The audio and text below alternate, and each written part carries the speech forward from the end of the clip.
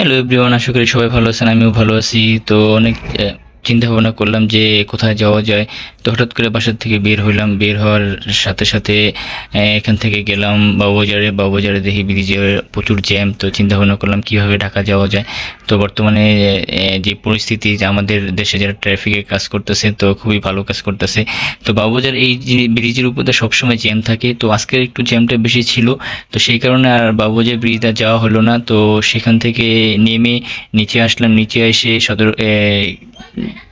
নদীর পাড়ে আসলাম। নদীর পাড় থেকে নৌকা নিয়ে একটু নৌকা দিয়ে ঘুরলাম। তো ঘোরার উদ্দেশ্যে আমরা এখন বের হইলাম। তো আসলে কি সদরঘাটটা এরকম, বর্তমানে এখানকার পানিগুলো খুবই ফ্রেশ। একসময় এখানকার পানিগুলো খুবই ময়লা আবর্জনা ছিল। তো এখন যেহেতু বর্ষাকালের দিন, তো বর্ষাকালের সময় পানিগুলো খুবই সুন্দর থাকে। আর যখন বর্ষাকাল থাকে না, তখন পানিগুলো খুবই খারাপ অবস্থা হয়ে যায়। মানে পানি থেকে খুব দুর্গন্ধ আসে, পচা গন্ধ আসে। তো এখানে পানিগুলো এখন বর্তমানে খুবই ফ্রেশ। তো একসময় আমরা এই বুড়িগঙ্গা নদীর ভিতরে প্রচুর আমরা গোসল করতাম। তো এতটাই আমাদের আনন্দ লাগতো, সেই দিন তো আর এখন আর নাই।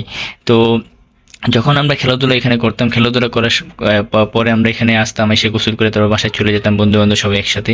আসলে কি এই জায়গাটা এখন বর্তমানে খুবই সুন্দর, যেহেতু পানিগুলো ফ্রেশ হয়ে গেছে। তো অনেক সুন্দর জায়গাগুলো এখন বর্তমানে। তো আসলে চিন্তা ভাবনা করলাম, যেহেতু ওই পারে যাবো, তো একটু নৌকা দিয়ে একটু ঘুরি ঘুরে দেখি যে আসলে কিরকম মজা। তো আমরা নৌকা দিয়ে একটু আশেপাশে এরিয়া একটু ঘুরে নিলাম। তো এখানকার পরিবেশটা এখন বর্তমানে খুবই ভালো। ওয়েদারটাও ভালো, আজকের ওয়েদারটা খুব মানে অনেক, ওয়েদারটা খুবই ভালো। তো নৌকাওয়ালাকে বললাম যে ভাই একটু আমাদের একটু নৌকা দিয়ে ঘুরান, ঘুরে একটু আমাদের ওই পারে, যেহেতু আমরা ওই পারে যাবো। তো সেই নৌকাওয়ালা বললো ঠিক আছে ভাই, আপনাদের একটু আমি ঘুরাইয়া মানে দেখিয়ে দিই। তো আমরা সুন্দরভাবে আপনার সদরঘাটের আশেপাশে যে অঞ্চলগুলো ছিল এগুলো আমরা ঘুরলাম। আসলে কি এখানকার পানিগুলো এখন খুবই ফ্রেশ, তো আপনারা সবাই দেখতে পাচ্ছেন। আর আশেপাশে সদরঘাটের আশেপাশে যারা থাকেন তারা অবশ্যই জানেন এখানকার পানিগুলো বর্তমানে খুবই ফ্রেশ। আর বিশেষ করে একটা জিনিস কি, এখানে আপনার বর্তমানে এরকম অবস্থা হয়েছে, যেখানে যাবেন সেখানে মাছ দেখবেন। মাছ, এক পদের মাছ, এখানে প্রচুর মাছ।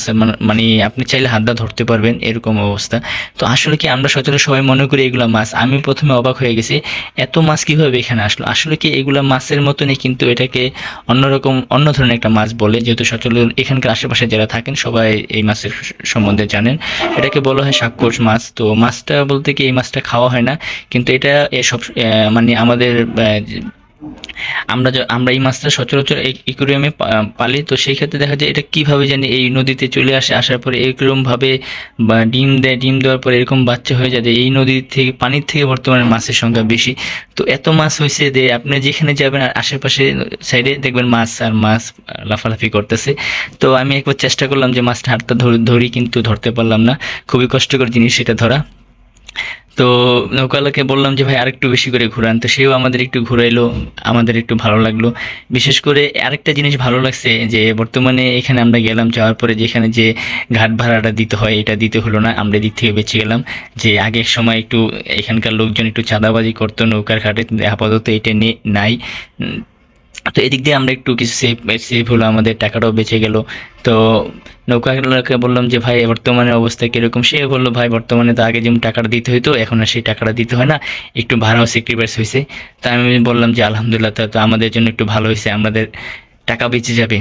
তো সব শেষ কথা বলে আমরা চলে আসলাম এই পারের দিকে আসার পরে দেখতে পাচ্ছেন যে এখানকার লঞ্চগুলো দেখতে কত বড় ধরনের লঞ্চ। আসলে কি সদরঘাটে আগে এত বড় লঞ্চ ছিল না, এখন বর্তমানে লঞ্চগুলো খুবই বড়।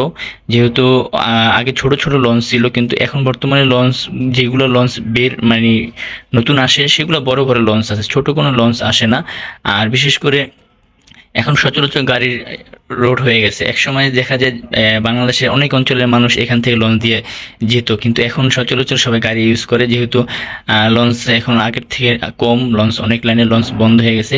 তো সবশেষে আমরা এখানে চলে আসলাম সদরঘাটের ঘাটের এখানে।